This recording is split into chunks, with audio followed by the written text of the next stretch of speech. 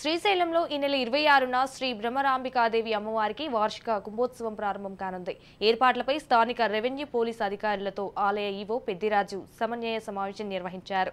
క్షేత్రంలో జీవహింస నిషిద్ధం కారణంగా జంతుబలి నిషేధంపై భక్తులలో అవగాహన కోసం క్షేత్ర పరిధిలో పలు చోట్ల సూచిక బోర్డులు ఏర్పాటు చేయాలన్నారు.